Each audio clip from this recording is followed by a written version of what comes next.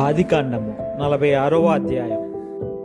అప్పుడు ఇశ్రాయేలు తనకు కలిగినదంతయు తీసుకొని ప్రయాణమై బెయేర్షెబాకు వచ్చి తన తండ్రి అయిన ఇస్సాకు దేవునికి బలులను అర్పించెను. అప్పుడు రాత్రి దర్శనములయందు దేవుడు యాకోబు యాకోబు అని ఇశ్రాయేలును పిలిచెను. అందుకతడు చిత్తము ప్రభువా అనెను. ఆయన నేనే దేవుడను, నీ తండ్రి దేవుడను. ఐగుప్తునకు వెళ్ళుటకు భయపడకుము, అక్కడ నిన్ను గొప్ప జనముగా చేసేదను. నేను ఐగుప్తునకు నీతో కూడా వచ్చేదను. అంతేకాదు, నేను నిశ్చయముగా నిన్ను తిరిగి తీసుకొని వచ్చేదను.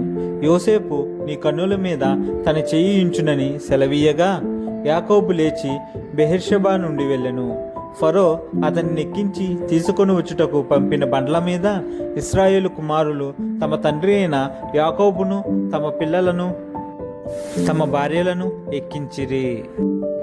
వారు అనగా యాకోబును, అతని యావత్తు సంతానమును, తమ పశువులను, తాము కనానులో సంపాదించిన సంపద యావత్తును తీసుకొని ఐగుప్తునకు వచ్చిరి.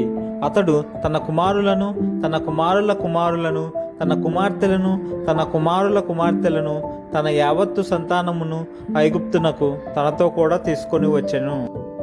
యాకోబును, అతని కుమారులను ఐగుప్తునకు వచ్చిరి. ఇశ్రాయేలు కుమారుల పేర్లు ఇవే. యాకోబు జ్యేష్ఠ కుమారుడు రూబేను. రూబేను కుమారులైన హనోకు, పల్లు, ఎస్రోను, కర్మి. షిమ్యోను కుమారులైన యెమూయేలు, యామీను, ఓహాదు, యాకీను, సోహారు, కనానీయురాలి కుమారుడైన షావూలు. లేవి కుమారులైన గెర్షోను, కహాతు, మెరారి. యూదా కుమారులైన ఏరు, ఓనాను, షేల, పెరేసు, జరాహు. ఆ ఏరును, ఓనానును కనాను దేశంలో చనిపోయేది. పెరేసు కుమారులైన ఇస్రను, హామూలు. ఇస్సాకారు కుమారులైన తోల, పువ్వ, యోబు, షిమ్రోను. జబూలును కుమారులైన సెరేదు, ఏలోను, యహాలేలు. వీరు లేయా కుమారులు. ఆమె పద్దనారాములో యాకోబునకు వారిని అతని కుమార్తె అయిన దీనాను కనెను. అతని కుమారులను, అతని కుమార్తెలను అందరును 33. గాదు కుమారులైన సిప్యోను, హగ్గి, షూని, ఎస్పోను, ఏరి, ఆరోది, అరేలి. ఆషేరు కుమారులైన ఇమ్నా, ఇష్వా, ఇష్వి, బెరీయా, వారి సహోదరి అయిన షెరాహు. ఆ బెరీయ కుమారులైన హెబెరు, మల్కీయేలు. లాబాను తన కుమార్తె అయిన లేయాకిచ్చిన జిల్పా కుమారులు వీరే. ఆమె ఈ 16 మందిని యాకోబునకు కనెను. యాకోబు భార్య అయిన రాహేలు కుమారులైన యోసేపు, బెన్యమీను. యోసేపునకు మనష్షే, ఎఫ్రాయిములు పుట్టిరి. వారిని ఐగుప్తు దేశమందు ఓనుకు యాజకుడగు పోతీపెర కుమార్తె అయిన ఆసేనతు అతనికి కనెను. బెన్యమీను కుమారులైన బెల, బేకేరు, అష్బేలు, గెర, నయమాను, ఏహి, రోషు, ముప్పీము, హుప్పీము, ఆర్దు. యాకోబునకు రాహేలు కనిన కుమారులకు వీరందరూ 14. దాను కుమారుడైన హుషీము. నఫ్తాలి కుమారులైన యహాసేలు, గూని, ఏసేరు, షిల్లేము. లాబాను తన కుమార్తె అయిన రాహేలునకు ఇచ్చిన బిల్హా కుమారులు వీరే. ఆమె వారిని యాకోబునకు కనెను. వారందరూ 7.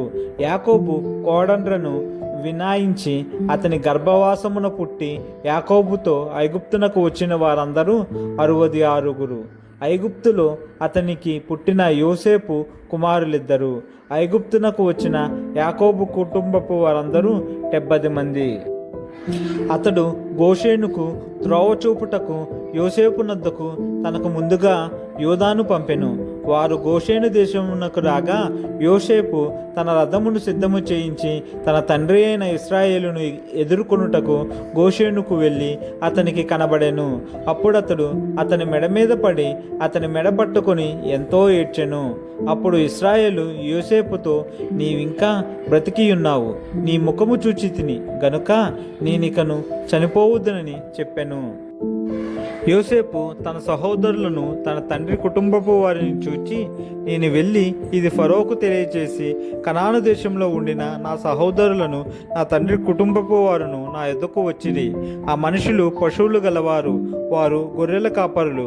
వారు తమ గొర్రెలను పశువులను తమకు కలిగినదంతయు తీసుకుని వచ్చిరని అతనితో చెప్పెదను.